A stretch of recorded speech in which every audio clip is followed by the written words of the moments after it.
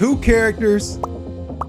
That's it. Not 3, not 4, 2. I want you guys to meet Raina and Lae'zel, the twin lizards. Okay, Zay, 2 characters? That doesn't sound that bad. This is duo honor mode. That means I have 1 save, no reloads, and extremely harder enemies. The moment that both of them die in the same fight, everything is gone. And I mean everything.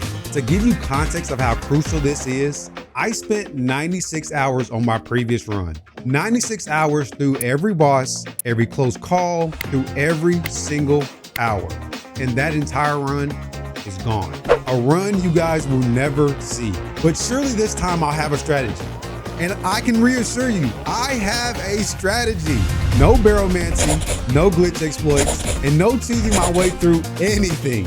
Every single fight has got to be won with real knowledge of the game. Zay, that's not a strategy. I know. And somehow, the twin lizards made it further than anyone could have expected.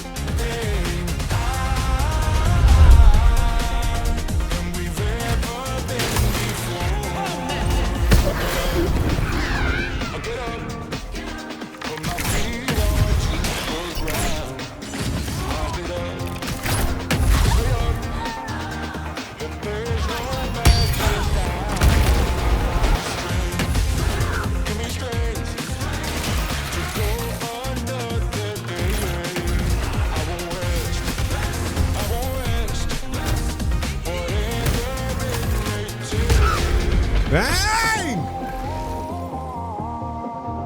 So I'm going Dark Urge, not for the storyline, but really for the invisibility cloak. This item in honor mode is a legit must have. This is gonna cause us to lose the potent robes, which we honestly really need for our sorcerer, but it's a bit of a trade-off. This item by itself is going to literally save our run in so many parts of it.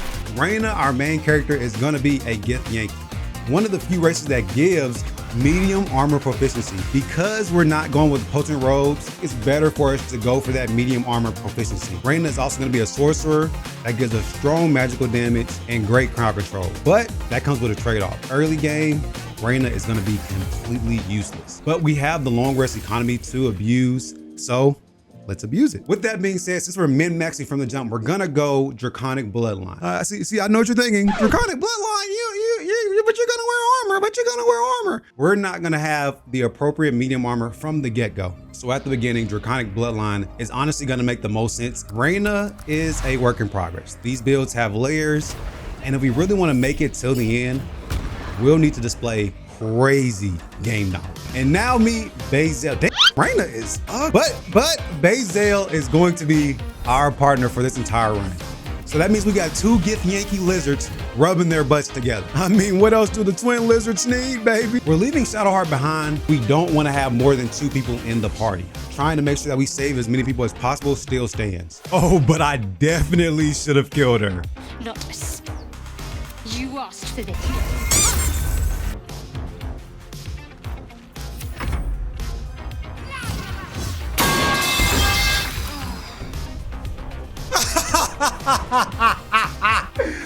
No way, bro. The one time she decides to hit her spells. All right, it's all good. Our second character looks significantly better than the first gecko I made. Here we'll pick up Astarion, the companion I will never use a single time in this video, and you probably have never used. And then we get Gale, an uglier version of Astarion. And finally, we're gonna be skipping the crypts entirely right now. And I know what you're thinking, why are we skipping the crypts, Say? It has ended so many of my solo runs. We wanna make sure that we aren't turning every single fight into a coin flip. But even still, fighting our way into the grove immediately shows why this is honor mode. I lost a party member just in this fight. I wish the twin lizards the best.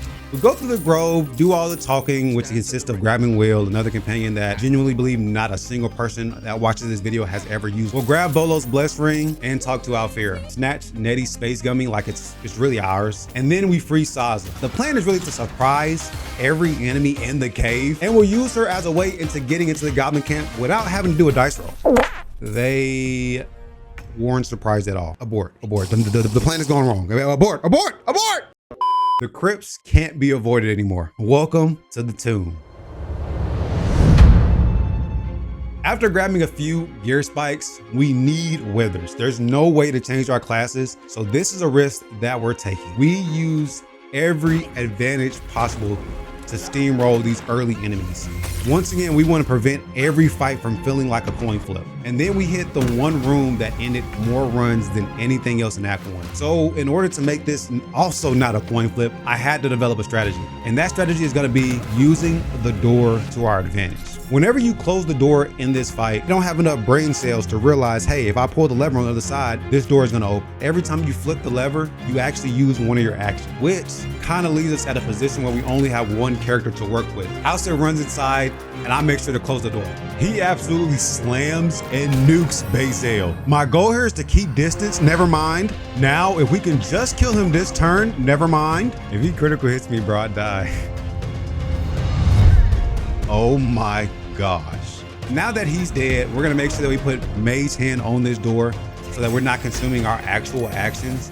And just like that, the rest is easy. The rest of the crypts really is not an issue at all. From the skeletons all the way down to getting withers out of the coffin, it's all extremely easy. From this point on, we can head towards the Blighted Village. I use my lifted powers to get past the Blighted Village, but in order to use them again at the Goblin Camp, I'm gonna need to long rest. I mean, how could I mess this up? Your lifted power is beyond reach until you rest. Maybe that's how I messed it up. And because of that, I walked straight into what realistically was a run-ending fight. This is one of those fights that we have to take serious because this could definitely be the end of our run. So in order to stop this, I have to destroy the war drum. We're gonna use Cloud of Daggers for board control. Unfortunately, I immediately lose concentration over the spell. This fight just got 10 times harder. Lae'zel, our primary damage, is still a fighter here. So she has to get up close and personal, which is not where I want to be right now in this honor mode run. I'm gonna use a speed pot here in hopes that maybe we can kill this guy on this ledge. Us not being able to kill that guy up there puts us in a really spot. If I don't hit this arrow, I won't have another chance. Do the twin lizards deserve it? Absolutely not, but we'll take it. We have almost lost this run 3 times already. I am going to absolutely need to be more consistent in these fights, but I also need to make sure that we have some quality insurance for the rest of this run. So with that being said, we get the invisibility cloak. Right after that mess, I make sure we grab the war horn. I'm gonna pay the 500 gold to them just so the twin lizards don't have to gamble their life on the next dice roll. That being said, I bought the items for the goblins, and we're gonna take the fungus goblin's ring as well. The Goblin Camp has a lot of the ranged character item spikes, especially for Act 1. This is where we're gonna start going through our quest because generally we wanna avoid every single hard fight until we get our strength bow. You guys have to remember we only have 2 characters, so we don't have room for any mistakes. Also looking for level 4 because feats are huge power spikes, especially for our Gloom Stalker Ranger. We'll use the Jolt Shooter until we get the Titan String, and taking this quest here will actually give us our level 4 power spike. With that being said, we're gonna make sure here that we finally spec into Ranger. Main reason we waited till level 4 to actually respec was for that Sharpshooter. We have a -5 attack roll to actually hit the target, but if we hit the target, we actually get +10 damage. And that feat by itself is why Gloom Stalker stays really consistent through the early games. And for Sorcerer, we're gonna use the ability improvement for now. It's boring, but it's absolutely necessary. Because getting level 5 is gonna take forever, we wanna focus on at least the next item spike we have, which is the strength bow. Here, we're gonna have to get through the Knoll fight in order to get to the Stronghold chest. The Knolls, I'll be honest, can be a very scary fight, but if you know how to navigate it, it becomes extremely easy, especially if you could actually pass the dice rolls. So here we'll grab the chest so that we can turn the quest in and actually have a chance to talk with that trader that has our strength bow. Finally, with this bow, we can clear the Goblin Camp. And what better way to start than to surprise Priestess Gut? She should be surprised. I troll. Oh my god.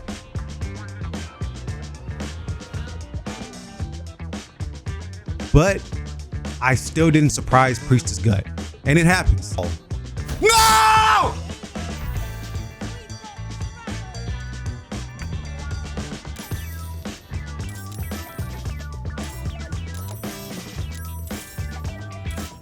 How about we come back and play this game later? With that being said, we're gonna take the back route to get to the Underdark just so that we have a way of getting back into the Goblin Camp.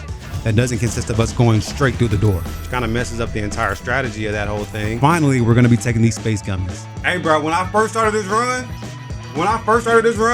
I said I wasn't gonna use parasites. I don't care about none of that. And luckily I rolled for Lae'zel to take them and I got it.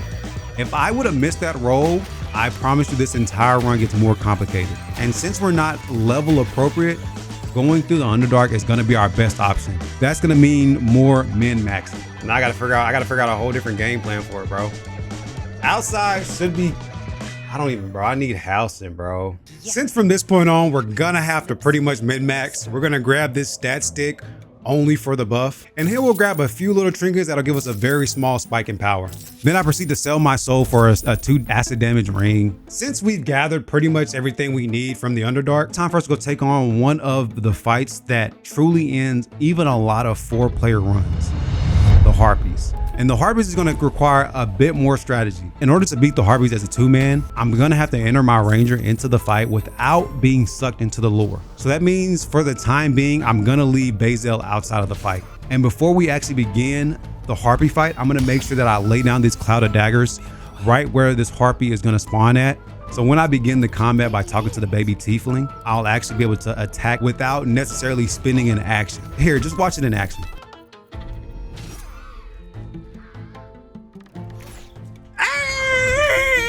Bro, you can't tell me that wasn't cold. Listen. All my D&D heads out there, you cannot tell me that play setup was not cold. Watch it again. Ah, so cool. Well, anyways, because of that, we got an amazing start to this fight. Now our sorcerer is not lured in from the very get-go of the fight. From here on, our Gloom Stalker can literally just rain down hail upon these enemies. From here, I'm gonna throw an Invisipot on the baby tiefling just to make sure that he does not die early on in this fight. I'm gonna use Magic Missile to take down this Harpy, and then use my Coal of the Week to take down this other one. Bang! Leaving Magic Missile only for the last one alive. Holy cow, I just killed the Harpies. And that fight right there truly just taught us that the twin lizards are starting to figure this out. So here we'll get the quest from Mo. The quest will put us in the place to where we can actually get the armor ring from Mo. But it's not time to steal the idol yet. Before anything, I'm gonna try to fight the owlbears. And I know this might be a huge mistake. My goal here is really to nuke the owlbears. If I somehow have the chance to nuke the owlbears using my 2 actions on the Gloom Stalker and Luck of the Far Realms, maybe I'll have a chance. Cloud of the Daggers also is gonna do some pretty good consistent damage, and Magic Missile here is gonna make sure we put that cherry on top. Bruh, but even still, I seem to somehow fall short.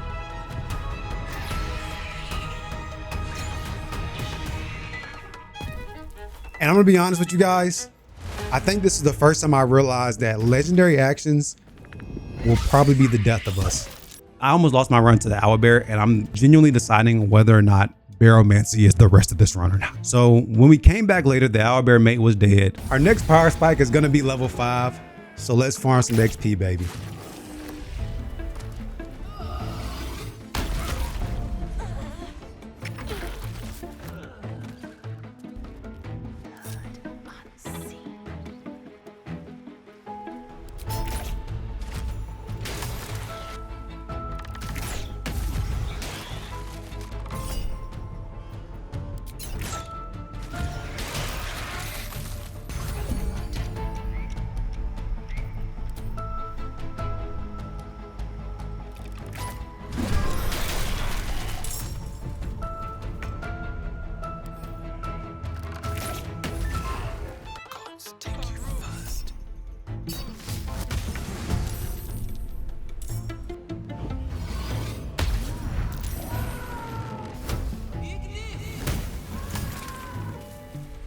From this point on, we'll begin our fight with Kaga. I usually don't fight Kaga here, but the item that she provides is really good in the early game. It's gonna last us pretty much through Act 2 as well. So Kaga, you gotta go. After killing Kaga though, we can take the idol. If we try to take the idol before fighting Kaga, we'll actually trigger a civil war within the grove. We wanted to get to the point where they kind of don't really care about the idol anymore. Setting up this paladin fight, we want to target the one that's using hold person, because if not, she has the possibility of ending our Arnimo run. Once we get her off the board though, we can finally begin nuking this paladin. That's like that was my original thought, and then this happened.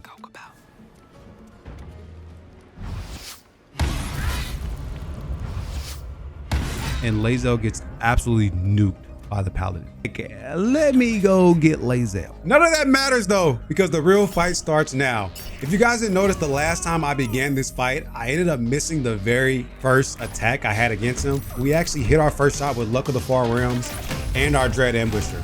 Here, we'll actually be able to use Magic Missile to finish off this fight. That was how that first round was supposed to go. But you know what they say, luck is a stat also, and I think I just rolled a nat 0. After taking out the Spectator, the Twin Lizards fight their way back into the Goblin Camp to reach housing. So brick by brick, abusing our invisibility cloak and our beautiful Magic Missile, this entire inside of the Goblin Camp and to our way to housing. We're genuinely going to need Housing for this fight. Housing is not a companion yet, so he's totally up for grabs. All it takes is us clearing out the Goblin Camp, because we don't want to engage with Minthar, and we definitely want to avoid Doraxon right now. Many of you guys are BG3 enjoyers, so you guys understand that this is just the easy part. Now we can finally attempt a Minthar. And I'm gonna be very honest with you guys, this was a breeze. But now that leaves Doraxon. I ain't gonna lie to you, Mud. I'm scared to fight Doraxon, bro. Hey, that man might end the whole run, gang. Nah, bro. Right at the threshold for level 5, the Twin Lizards are not walking into Doraxon under gear. I'm going to make sure that we are at least level 5. But in the process, we ended up losing our Hill Giant potions because I messed up Lady Ethel by stepping on her fireplace or her stove, whatever you call it, and it activated her to run away. Somehow I still got level 5, but now we've lost our Hill Giant potions throughout Act 1. For our level 5 sorcerer, we're gonna take Counterspell, but we're also gonna take Haste as well. And hear me out. We're gonna actually use a couple different methods to make sure that we never lose concentration on Haste. One of those ways being Minthar's Boots, because prone is an automatic loss of concentration. Here we're gonna set up for Doraxon, because by this point now we have level 5 and we have a lot of our gear spikes. Using High Ground as an advantage on Gloom Stalker is gonna ensure that we hit every single one of these shots. Okay, that's a lie. Not every single shot. And giving our sorcerer the chance to actually control the board also with Cloud of Daggers is gonna leave us in a phenomenal place. Even if we didn't have House in here, I can reassure you at level 5 and these absolutely powerhouses of characters, we would have demolished Doraxon. Just to give you an example of how much damage our Gloom Stalker is doing, watch this. Doraxon is not getting to his next ability, and we can just leave it up to Cloud of Daggers. And from here on, guys, it's just cleanup crew. And with our Gloom Stalker being on the high ground, every single shot is within its range. I'm gonna tell you guys right now, every single time that I fight Doraxon from here on out, I will be using this strategy. Beating Doraxon, I'm not gonna lie, the Twin Lizards were starting to feel themselves. Feel themselves a little bit too much.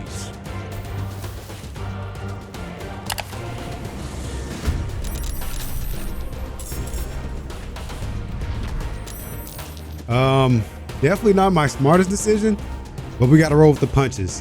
So off the rip, we're gonna have to use the Warhorn. My plan here is to use the ogres as meat shields in this fight, because obviously we are severely outnumbered.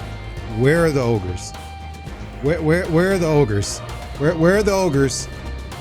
Oh my gosh. Are you serious? So the plan was to use the ogres inside the Goblin Camp. Unfortunately, the ogres decided to spawn on the wrong side of the fight. The goblins and ogres really only have two ways of getting to us, and that's between those two archways. So what I'm gonna do is I'm gonna block one side off with spike growth, and I'm gonna kind of just mow them down as they try to trek through this spike growth. Right now, they're just sitting back there and shooting arrows. I'm gonna use Cloud of Daggers on the back end of these spikes just to ensure that they can't sit there and just get free shots off every time on us. If we can just get them to funnel in on one end of the battlefield, the problem is it's like 2v30, so I really need these AoE attacks to work. Witnessing my sorcerer in this fight, I saw a light at the end of the tunnel. There was potentially a chance of this sorcerer coming online real soon.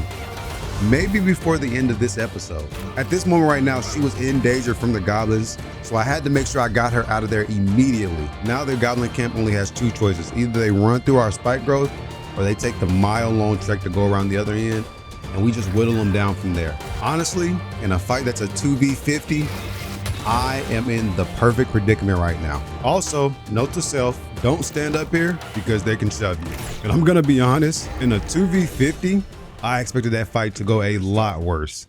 And look at this guy asking for payment like he was actually a part of the fight. The Owlbear Cub arrived at our camp. I'm gonna be honest, I had no idea this little dude was coming. And we have Bolo immediately right after take our eye out for the Sea Invisibility buff. I think it's finally time for us to get those waypoints at the crest. I've been really avoiding Githyanki because they are a extremely hard enemy. But the crest, amongst other places around us, have a lot of the items that our builds need to really finalize themselves inside of Act 1.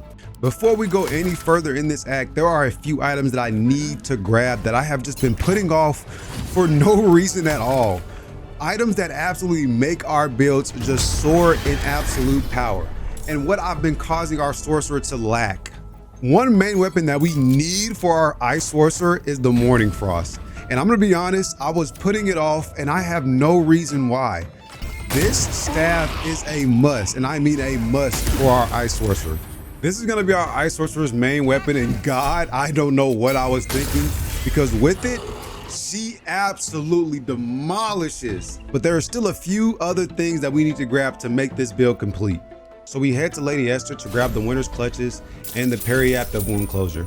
Finally, we make our way into the crest so we can grab the Necklace of Elemental Augmentation, which is gonna add our charisma modifier to our damage dealt. I'm really excited for this necklace. We're gonna explore the Arcane Tower just so that we can grab the spores to turn him into Omelum, because he has the reverberation boost that we need from his shop. We'll also grab the Pearl of Power Amulet just for a little bit of extra eco. Now, it's finally time to make our way to Grim. Grim's armor pieces are literally essential for a solo duo run. Considering they come with crit resistance, also reducing damage by a consistent 2, also putting the enemy inside of railing.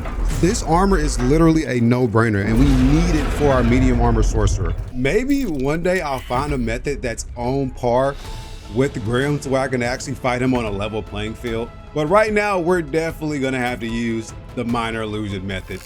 Sorry, Grim. Let's freaking go, bro. With Grim down for the absolute count, we can finally begin crafting our armor pieces. The thing with Grim only allows for you to make 2 different armor pieces. So with this chance, we're gonna make the medium armor for our sorcerer, and we're also gonna make the shield for our Gloom Stalker, just to ensure that we have anti-crit on both characters. After beating Grim though, we obtained level 6. Level 6 is a absolute major power spike for both of our characters. So let me explain how it affects our sorcerer. You apply your charisma modifier to your attacks. So because we dealt cold damage and we're a cold draconic bloodline, charisma modifier to our damage. And that's huge. The pick for our Gloom Stalker though is going to be Rogue. We're able to put more points into stealth so we can pass those stealth checks more easily. And we also gain sneak attack. Holy cow, sneak attack is crazy, especially when you're already dishing out mad damage. Next, we need to grab the Knife of the Undermountain King and the Gloves of Dexterity. I was gonna trade with her, but then I decided, why am I gonna trade half of my fortune when I'm gonna kill you anyway? So I just did it now. Man, that is a sexy knife. Now that we've gained the items for our builds to absolutely flourish, I think it's time for us to wipe out a few fights left in Act 1 and then make our way to Act 2. This fight really showcased how powerful our sorcerer became. Next was the Matriarch. The Matriarch was a little bit of trouble when we first got there, and then towards the end, but it finished all seemingly well. Now it's time for the last fight in Act 1, the Skeletons. And when I tell you guys, I have almost lost every single honor mode run to these guys. If I'm gonna wanna beat these guys with 2 players after almost failing every time with 4, I'm gonna need to level up my strategy.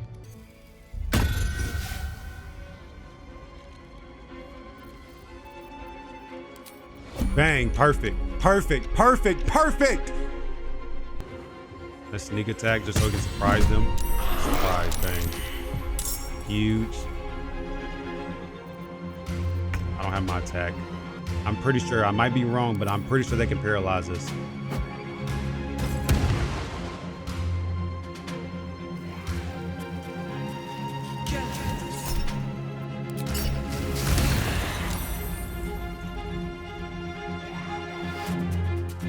Now they're vulnerable. It's okay, that's good enough.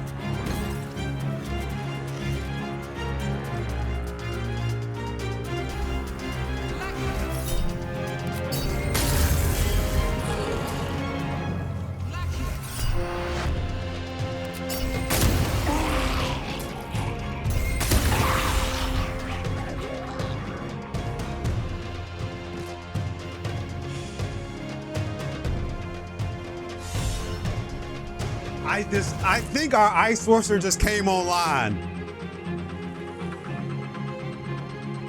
I think our fucking Ice Sorcerer just came online. Bro, 46. Bro, we're full HP. Y'all, I am full fucking HP.